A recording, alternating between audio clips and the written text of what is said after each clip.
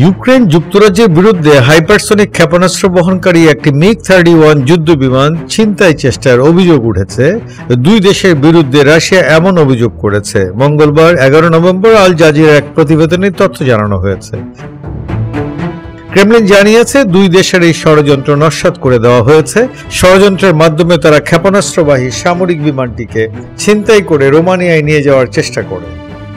রাশিয়ার নিরাপত্তা সংস্থা এফএসবি মঙ্গলবার রাষ্ট্রীয় সংবাদ মাধ্যমে প্রকাশিত এক বিবৃতিতে জানিয়েছে, এই অভিযানের নির্দেশনা ইউক্রেনের প্রতিরক্ষা মন্ত্রণালয়ের মূল গোয়েন্দা দপ্তর এবং তাদের ব্রিটিশ পরিচালকদের কাছ থেকে এসেছিল।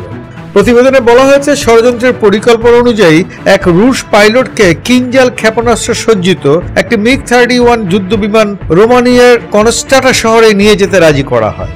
এই শহরে দক্ষিণ পূর্ব ইউরোপের সবচেয়ে বড় বিমান ঘাঁটি নির্মাণ করেছে ন্যাটো। সেখানে বিমানটি ভূপাতিত করা হলে তা রাশিয়ার বিরুদ্ধে বড় ধরনের উস্কানি বা প্ররোচনা হিসাবে ব্যবহার করার পরিকল্পনা ছিল। রাশিয়ার রাষ্ট্রীয় টেলিভিশনের একটি প্রতিবেদন, মেসেজ ও অডিও রেকর্ডিং প্রকাশ করা হয়েছে। সেখানে এক ব্যক্তিকে ইউক্রেনীয় ও ব্রিটিশ গোয়েন্দাদের হয়ে কাজ করতে দেখা যায়।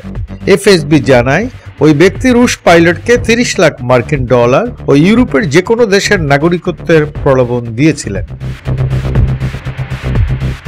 রুশ সংবাদ সংস্থা তাস জানিয়েছে, এফএসবি কর্মকর্তা দাবি করেছেন যুক্তরাজ্য ভিত্তিক অনুসন্ধানী সাংবাদিকতা সংস্থা বেলিংক্যাট এই অপারেশনে জড়িত থাকতে পারে। রাশিয়ার নিরাপত্তা সংস্থা ইউক্রেন ও যুক্তরাজ্যের বিরুদ্ধে ষড়যন্ত্রের মৌলিক চিন্তার অভাব বলে কটাক্ষ করেছে।